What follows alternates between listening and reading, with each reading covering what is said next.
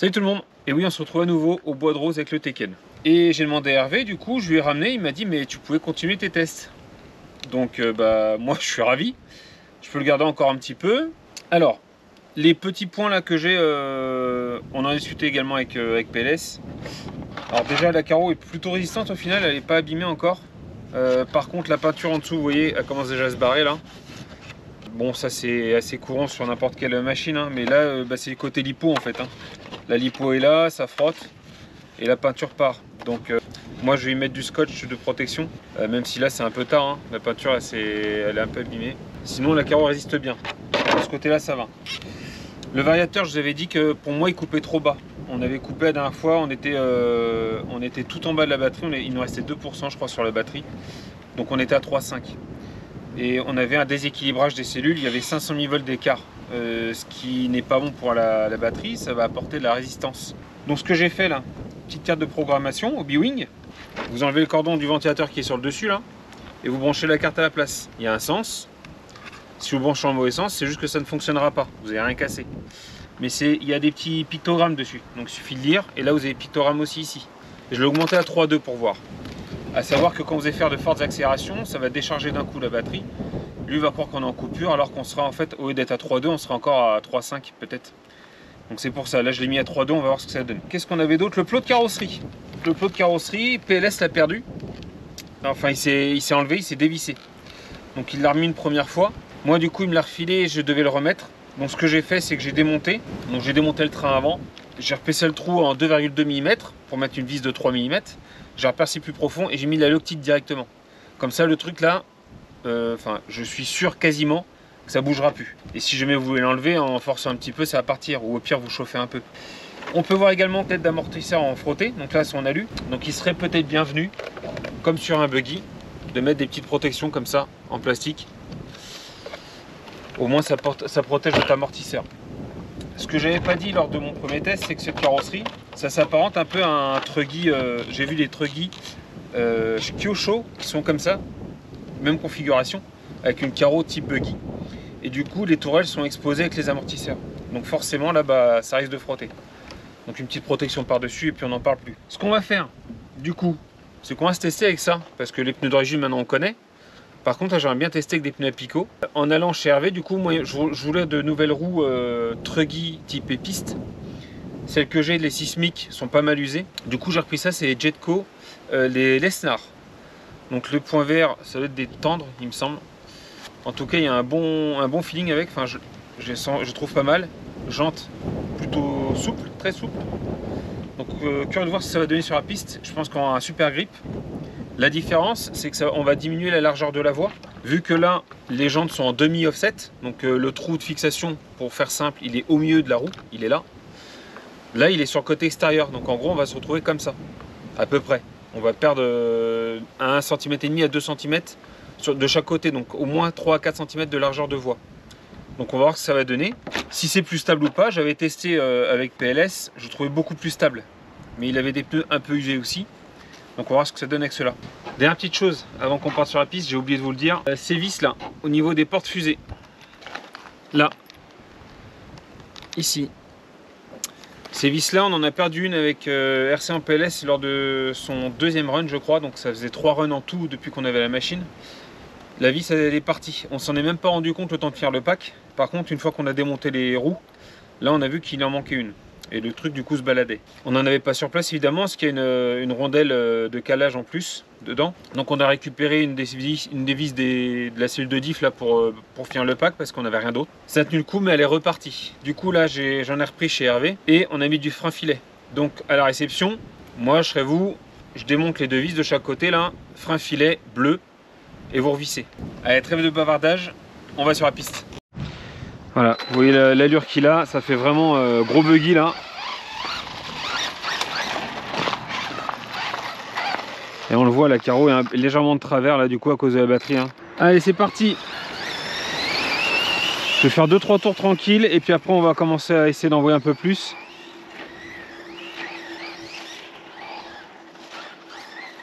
Temps de prendre un peu la voiture en main avec ces nouveaux pneus là.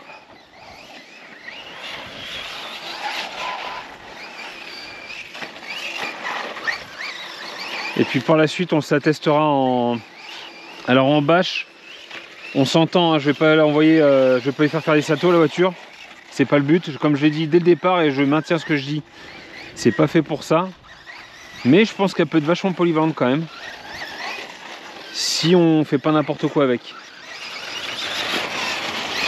Alors les pneus là, le grip est génial. Déjà la première ressenti, c'est plus la même machine qu'avec les pneus d'origine.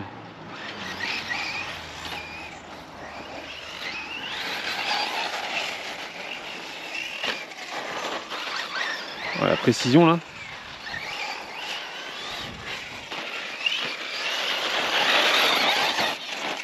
Oh la vache. Oh ouais, dis donc. Alors les pneus ils font beaucoup. Mais pourquoi ils mettent pas ça direct sur les voitures?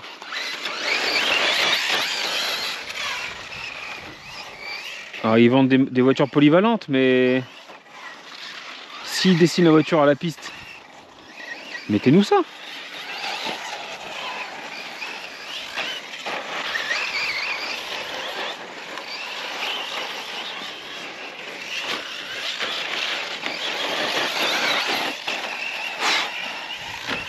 Bon, je pense qu'on va s'attenter, la double ça devrait passer tranquille là. Sur le premier run vous aviez vu, j'avais testé, j'avais tapé la bosse. Alors ouais, c'est souple, par contre faut faire un peu attention, faut pas être trop violent sur les gaz. Les amortos sont fermes mais pas trop, enfin franchement d'origine elle est très bien hein. Pour la piste là.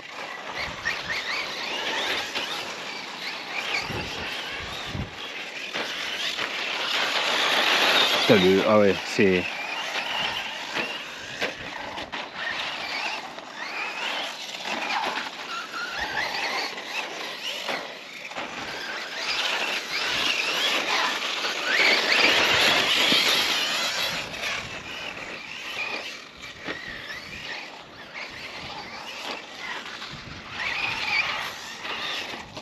Et on tourne court avec là. Hein.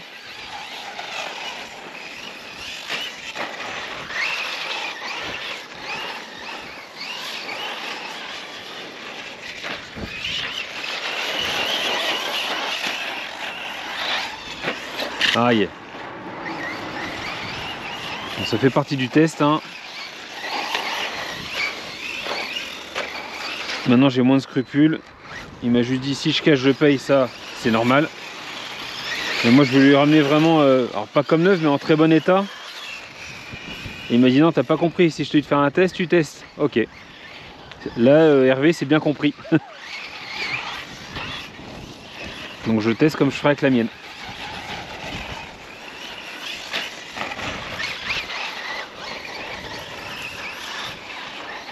En fait ouais là je crois que j'ai un bon compromis. Si tu veux alors faire des chronos c'est un grand mot parce que c'est. Enfin moi. Ouf. Moi je fais du loisir, vous avez bien compris. Mais si tu veux essayer d'être précis, de t'amuser sur la piste, bah tu mets des pneus de ce style là. Là ceux-là sur la piste, une piste glissante sable là, typico, bah, c'est génial hein. C'est avec qui me les a conseillés une fois de plus hein. D'où l'intérêt d'aller dans les magasins. Et puis si tu veux t'amuser, faire de la glisse, etc., tu mets les roues d'origine. Je referai un pack après avec les roues d'origine. C'est complètement différent, la voiture elle part en dérive, c'est hyper sympa aussi. Hein. C'est marrant, mais c'est moins précis forcément.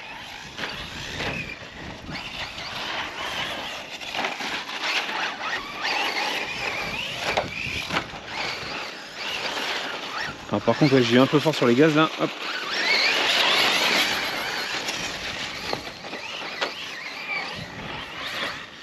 Ouais, c'était volontaire.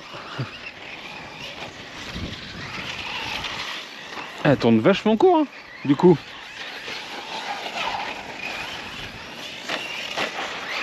Là, pour moi, c'est un buggy XL. Là, pour moi, j'ai un super buggy là.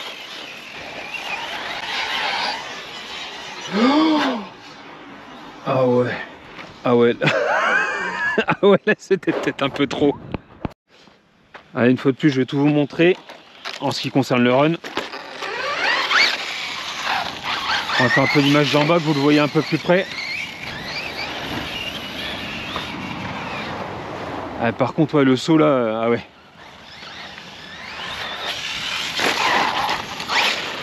Hey, vous voyez, le châssis n'a même pas touché là. Donc les amortisseurs sont quand même assez fermes.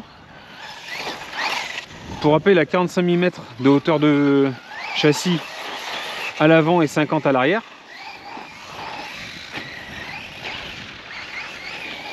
Oh les pneus là. Oh le grip. Alors je suis curieux de voir la durée de vie des pneus, mais oh, c'est une bombe.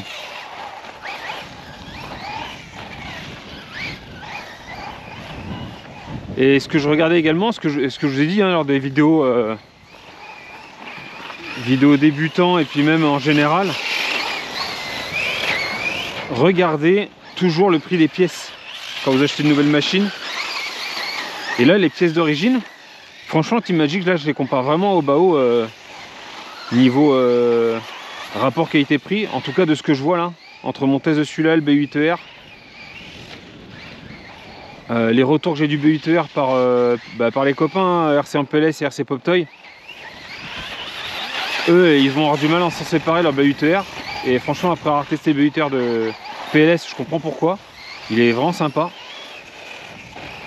Il n'y a pas grand chose à faire dessus, tu t'amuses vraiment avec. Et le prix des pièces est pas excessif. Alors déjà t'en trouves. Et Réussir ses Molis m'en a, et je crois qu'il y a d'autres magasins qui en ont. Je vais pas dire bêtise, je crois que c'est Projo High Tech il me semble. Il y a 2-3 magasins qui en ont. Brest je crois aussi en a, du Team Magic. Mais le seul que j'ai vu avec le Tekken pour l'instant c'est Hervé. J'ai cherché un petit peu avant de vous dire tout ça. J'ai regardé sur internet, quand tu fais recherche Tekken en France, bah il n'y a que Réussir ses Molis qui l'a pour l'instant. Et ça tombe bien qu'on soit partenaire avec lui, au moins ça nous permet d'essayer.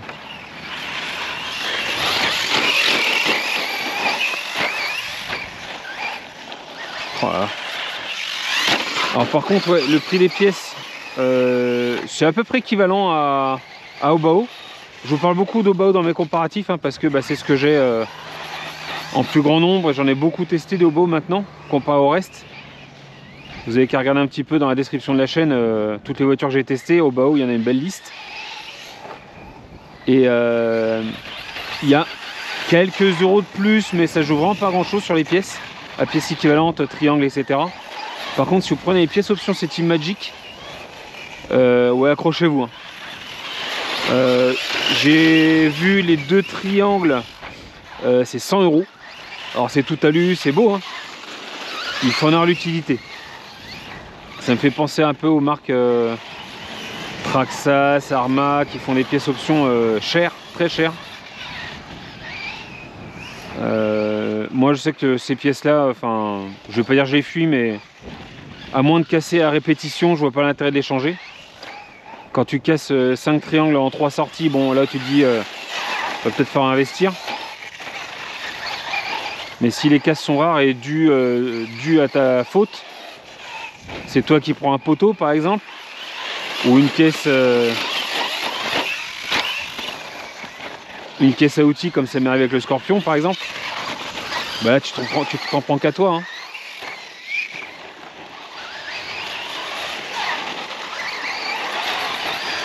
Oh, et franchement il envoie dans cette config là.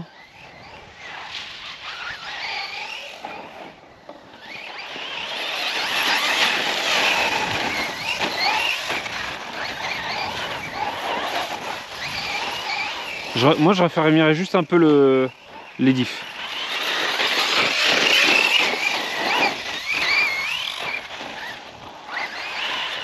Mais c'est goût personnel. Après c'est bien, comme je l'ai déjà dit, de s'habituer aux machines, j'aime bien m'habituer. Si t'apprends à gérer les gaz, voilà comme là.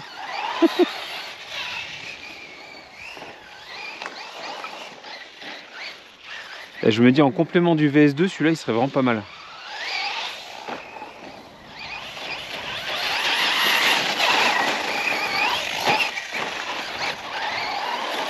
Le SST, je pense que je vais faire quelques tests avec. Mais ça sera pas une machine que je vais garder. Voilà. Après j'ai fait que 2 tests en 4 et 6S sur la piste. Il était mal réglé pour, j'ai assoupli un peu les amortos, donc on va voir ce que ça donne. Je vais refaire un test. Mais vraiment avec celui-là je me suis éclaté, et là avec ces pneus là, oh,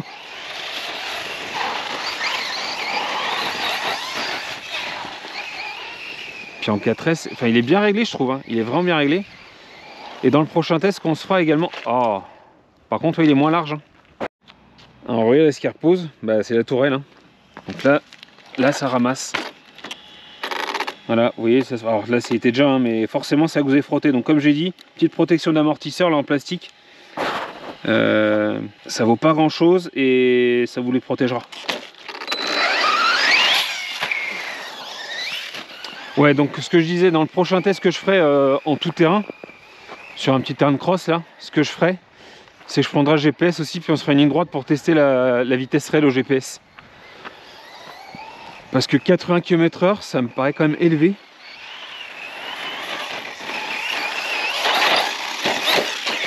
Oh. Ah bon, le test, hein. On va regarder vite fait quand même.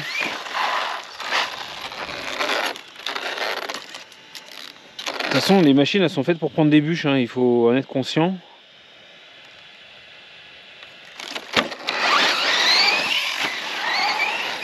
Enfin, elles sont faites. Vous allez prendre des bûches, quelle que soit la machine que vous allez acheter. Même en étant très bon, vous en prenez, parce que vous allez, vous allez forcément aller trop loin à un moment donné.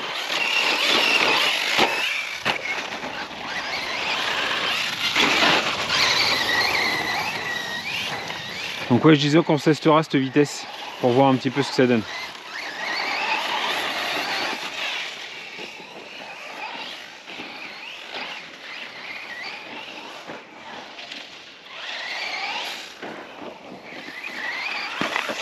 Oh la vache, j'ai pris une pierre, putain.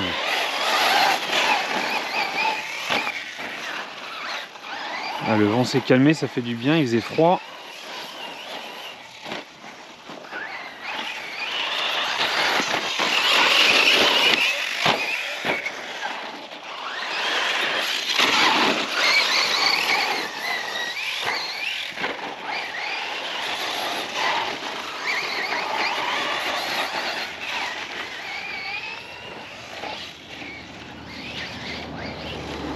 Je vais retourner un peu de là-haut. Je m'arrête là, je retourne un petit peu de là-haut. Non, je reprends là où j'en étais. Je voudrais bien faire un petit saut filmé d'ici quand même. Voir un peu ce que ça donne. On va se prendre là.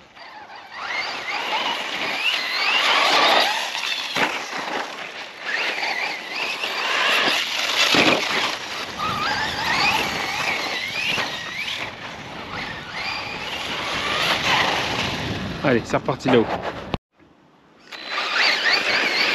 Bon, je vous le dis à vous, mais vous dites rien. Je pense que je vais le garder. Là, vraiment...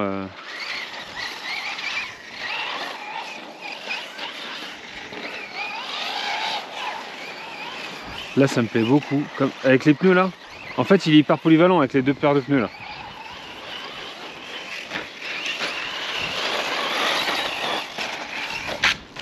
Oh non! Alors...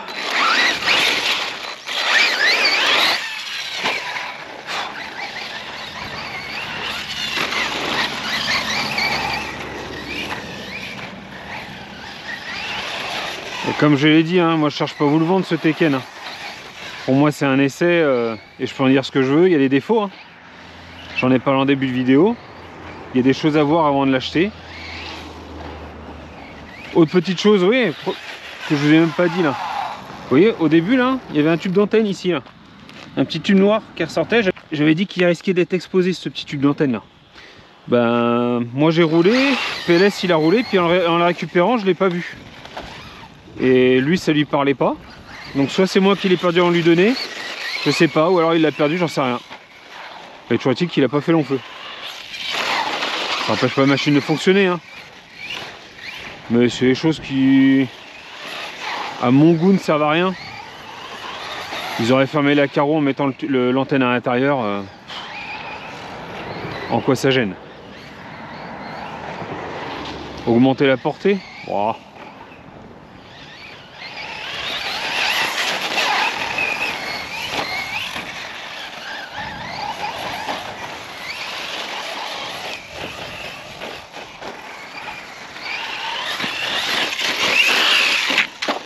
Par contre, ouais, alors c'est...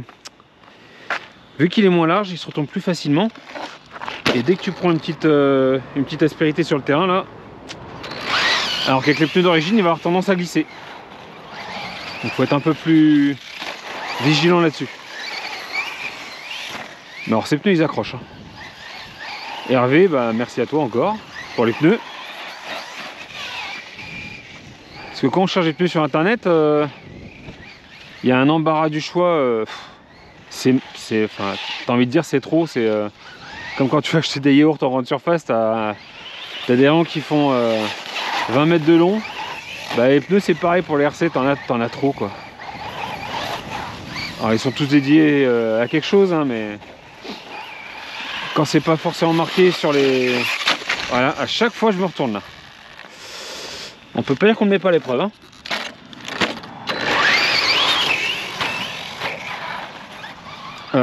Ouais, ces pneus là, c'est pas forcément marqué sur les sites internet à quoi ils sont dédiés, etc.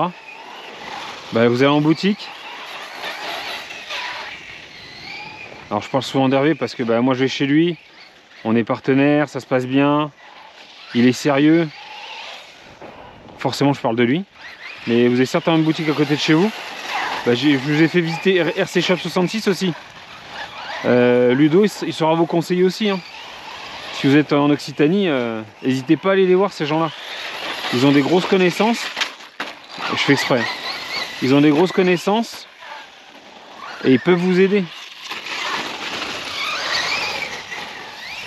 Après il y a d'autres boutiques que je ne citerai pas parce que j'ai des sales retours. Enfin des sales retours, des mauvais retours. Donc genre... Ouh. Donc ouais, ces boutiques là je vais éviter d'en parler. Moi il y en a que je n'irai pas voir, que je n'irai plus voir. Quand tu es déçu une fois ou deux, ben voilà, tu te fais ta propre opinion. Bref, je fais exprès, hein. Ce virage, vous savez pourquoi? C'est parce qu'il n'y a plus de poussière à cet endroit là. Ok, j'ai compris. En fait il n'y a plus du tout de poussière là-bas. Donc quand il y a un peu de poussière, bah, ça glisse un peu, puis ça trouve le grip. Mais quand il n'y a pas de poussière du tout, ben, du coup ça accroche beaucoup. Et la voiture, ben, elle se renverse. Vous voyez que ça se voit bien en haut là.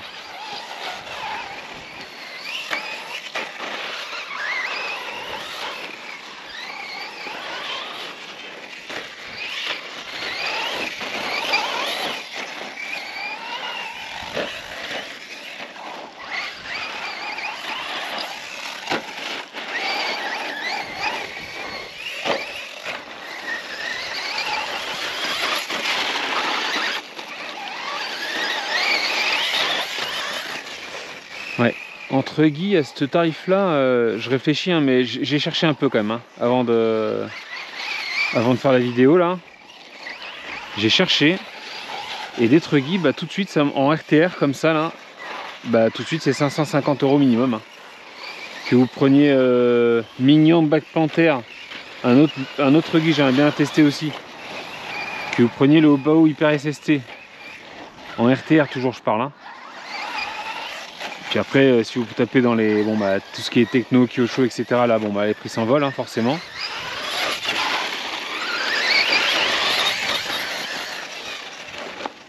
Mais bon, en plus c'est marrant parce que ma première machine était un Truggy, c'était un HB Racing E8T.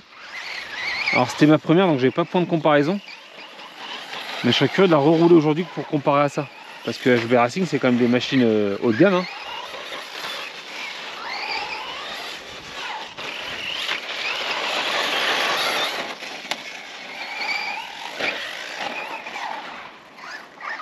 Ouais, ça fait tromper là. Vous voyez, le circuit il est cassant, hein. On s'en rend compte, il y a pas mal de trous.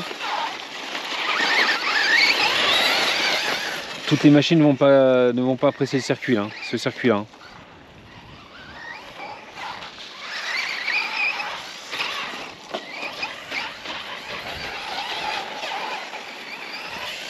Je sais pas combien de temps on va faire sur le run là, mais non. Je pense pas que je vous mettrai toutes les images. Quoique, au moins c'est au moins ce que j'en fais. Oh là là, là décidément. Hein, on le voit là, regardez. Vous voyez la couleur de la terre en fait là, on voit bien que c'est tout sec, donc du coup il y a beaucoup de grippe à cet endroit là. Alors que là par exemple, on voit que c'est plus sombre, donc il y a de la poussière. Là ici il y a beaucoup de poussière, ça se voit, donc du coup ça glisse bien. C'est pas que je suis mauvais pilote, hein, c'est la faute du terrain, hein. C'est pas de ma faute. Hein. C'est jamais la faute du pilote. C'est connu. Comme quand je faisais de la moto, je faisais pas un bon temps, c'était la faute du réglage, pas de mon pilotage. Bien sûr. Ouais, bien sûr. Alors, calme-toi, voilà. Oh là, petit coup de gaz en trop.